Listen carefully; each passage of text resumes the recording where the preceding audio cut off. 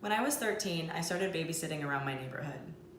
This is a tradition as old as sliced bread, getting paid a few bucks an hour to watch your neighbor's kids on date night.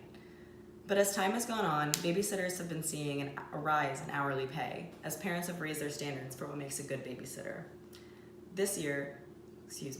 With this new competition, the babysitting game has never been so booming.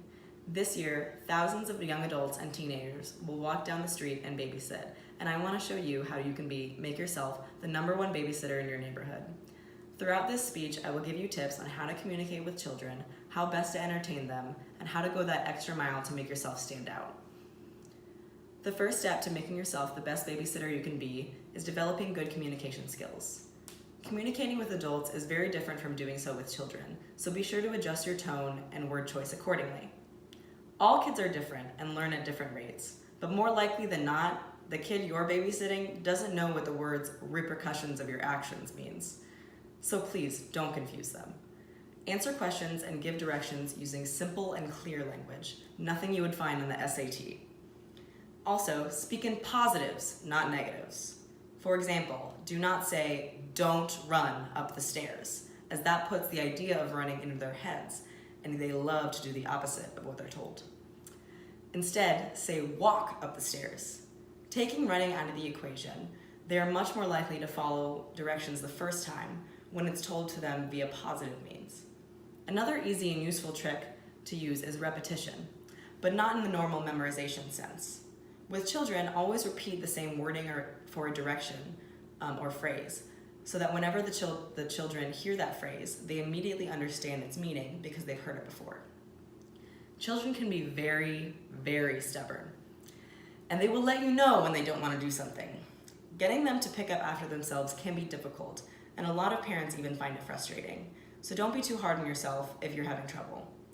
An old trick to use is bargaining, also called bribing, which is why sometimes it's seen in a negative light. An easy example would be telling a child that if they pick up their mess and all their toys, they can have a special treat like a cookie or any dessert snack. This is where we see the negatives of bargaining. As in this scenario, the babysitter is using an outside force to motivate the child to clean. The better way of utilizing this method is using something that the child already wants to do. If the child hasn't cleaned up their toys but wants to go outside or watch TV, tell them that yes, we can absolutely do that, but first we must clean up our mess. That motivates the child in a more positive way. Now they see doing chores leads to positives, but in a healthier way than bribing with cookies. The best part by far of babysitting is getting to play. When it's just you and those kids, you get to be a kid again too. But that doesn't mean you get to be aimless and careless as kids are. Play and fun needs to be supervised carefully, and anything can happen in those few seconds you look away. So be prepared in an event of an emergency. Always know who to call and where the closest emergency room is if necessary. You hopefully will never have to use this information in an emergency, but being prepared is always the best way to go. Also, in regards to being prepared, make sure that you have enough things for the kids to do to fill the time you are with them. Taking them outside, if allowed of course, is a great way to have them run around and get out their energy. Having them play group games like Red Rover or hide and seek, and get involved too. Playing with the children is the easiest way of making sure they're playing safe. And it's fun for you too, but that doesn't mean you get to take your eye off the ball. Your head should still be on a swivel, making sure those kids are having fun and being safe. Crafts are a great way to sit them down and have them relax and cool off. Simple construction paper and glue can create hours of fun and lots of memories for their parents to hang up.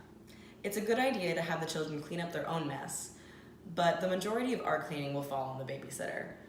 Make sure you know where all necessary cleaning supplies are and have them ready before starting any messy project. You don't want to have to text their mom before she gets home, especially if those crafts are supposed to be a surprise. The measure of a good babysitter is how happy and entertained the kids are while the parents are away. Make sure the kids are happy and the parents will be happy too.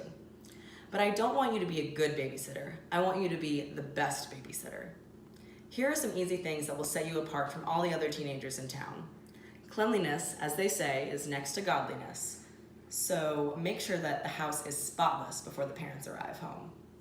Toys should be put away, art mess should be cleaned up, and tables and kitchen counters should be sanitized. Keep a mental note of any scrapes and bruises that occur under your watch, and let the parents know if there's anything that is of concern. And even the small things, just so they are fully informed. Parents understand that kids hurt themselves, and they will appreciate you informing them of everything they need to know while they were away.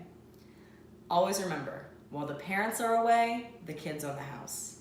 So the final tip I shall leave you with is this: act like their friend, and the child will ask their parents to have you back and babysit again. Act like their mom, and you might not get a call back.